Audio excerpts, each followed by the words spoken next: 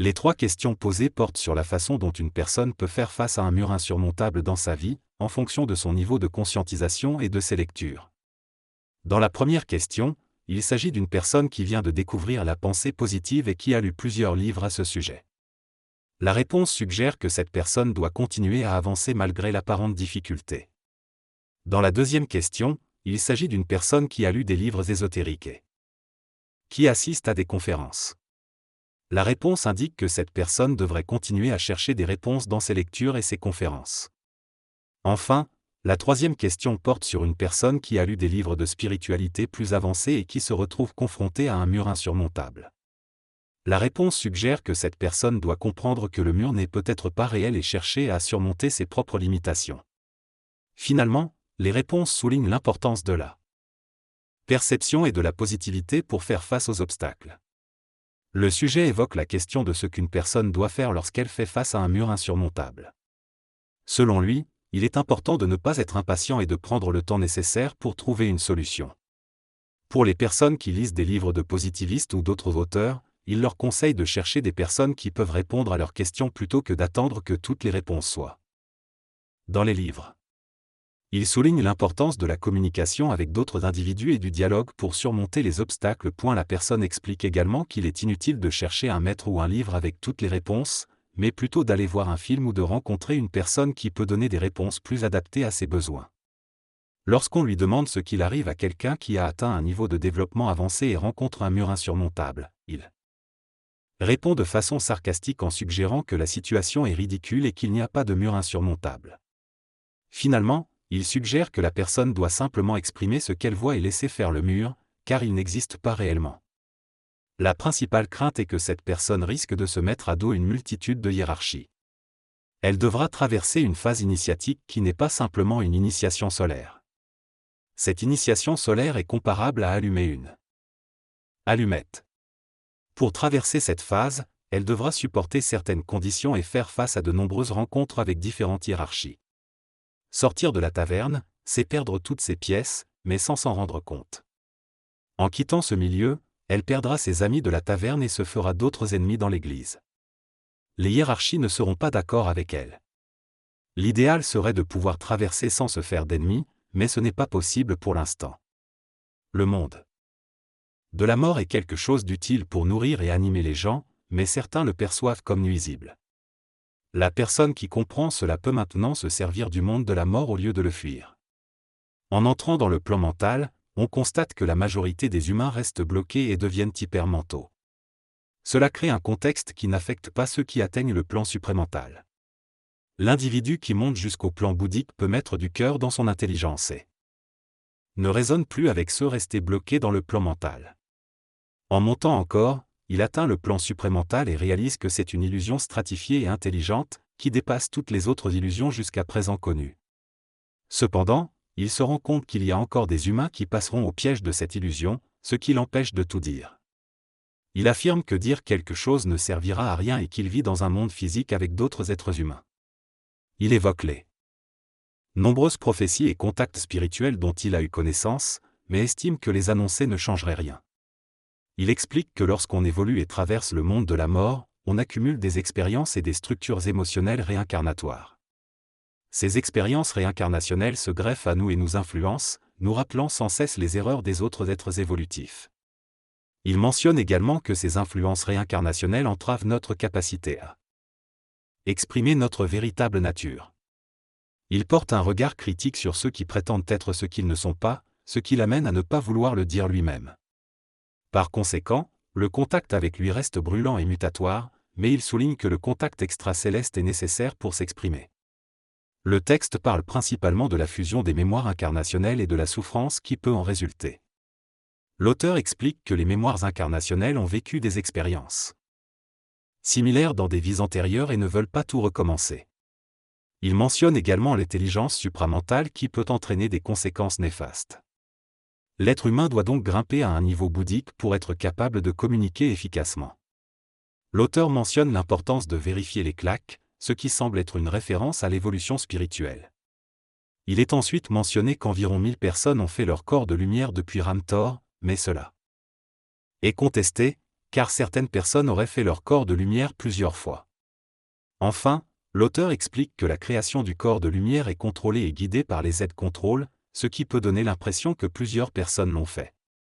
Le texte se termine en affirmant que seulement 63 personnes ont fait leur cadre de lumière dans le cas de Ranta.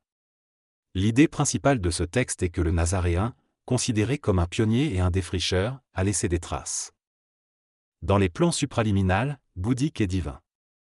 Ces traces empêchent les individus d'accéder à ces plans de conscience. Cependant, il est possible de traverser ces traces en comprenant ce qu'elles représentent. Les apôtres ont également été touchés par l'énergie du Nazaréen, ce qui leur a permis d'avoir un contact supramental. Le Nazaréen a également laissé son énergie mémorielle sur la planète, ce qui a une durée de 2000 ans au niveau planétaire. Lorsque les apôtres ont commencé à transpirer. Après le départ du Nazaréen, ils ont été intimement liés à sa mémoire. Seul leur lien avec sa mémoire les a animés. Le Nazaréen a emporté la plupart de ses traces avec lui, laissant seulement une trace expérientielle dans l'ego de Jésus. Cette trace est restée dans le plan moronciel et n'a pas atteint le monde de la mort. Personne n'a jamais pu décoder ce qui s'était passé dans l'enfance de Jésus ou jusqu'à l'âge de 31 ans et demi, lorsque l'énergie supplémentaire a pris le dessus. Lorsque le Nazaréen est parti, la trace convenable de son passage est restée dans la mémoire de Jésus. Jésus, le Christ, le Nazaréen, Michael et Gabriel représentent des phénomènes différents. L'individu qui grimpe spirituellement est confronté à deux problèmes majeurs, la peur liée aux réincarnations et le manque de discernement dans sa recherche spirituelle. Cependant, l'expérience réincarnée lui donne le goût de chercher et lui donne un avantage sur les autres. Lorsqu'il entre en contact avec le plan bouddhique et divin, il sait ce qu'il cherche, ce qui lui donne un avantage sur le reste de l'humanité qui cherche sans savoir ce qu'elle recherche. Cependant, l'individu peut résoudre ses problèmes en s'alignant avec un ajusteur collectif et en développant son discernement. Une fois qu'il entre en contact avec ces plans, une bilocation se crée.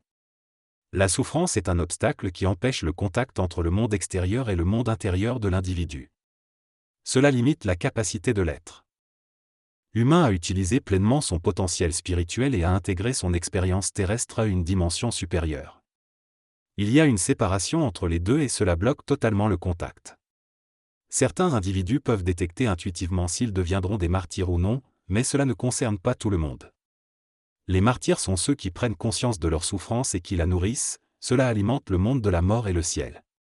Il existe des canaux déjà établis par lesquels la majorité des êtres humains devront passer pour accéder à une dimension supérieure. Il est important de comprendre que nous suivons un canal et non un maître.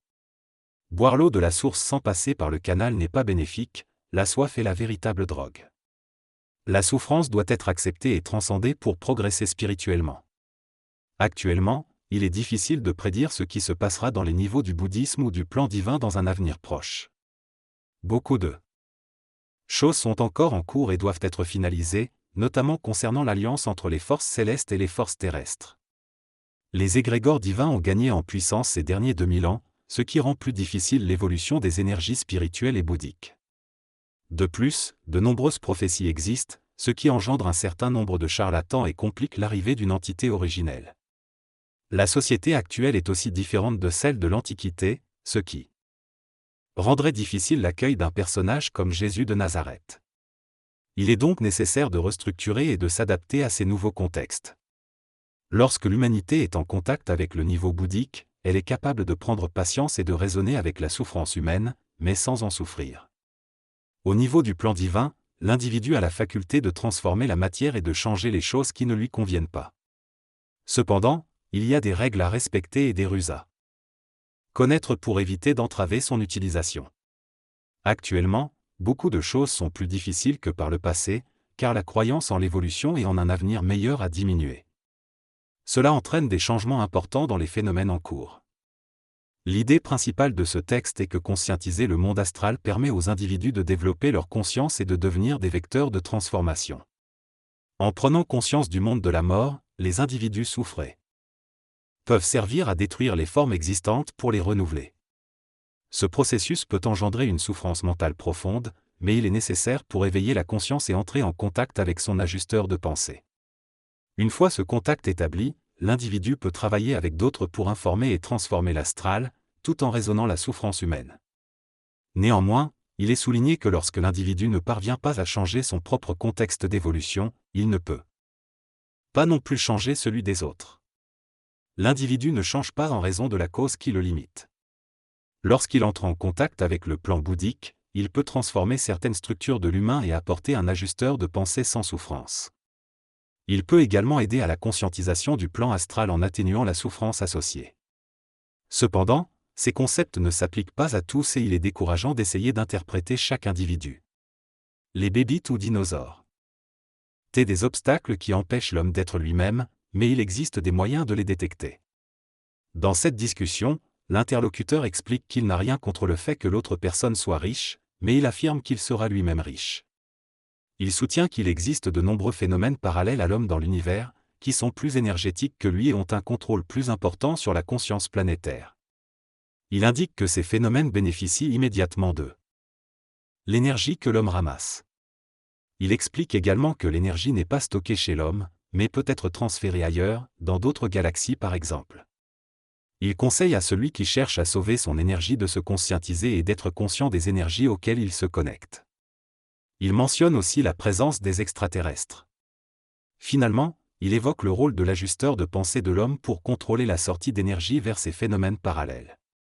L'ajusteur de pensée personnalisé est une entité qui permet à l'être humain de contrôler l'énergie et de gérer sa propre évolution.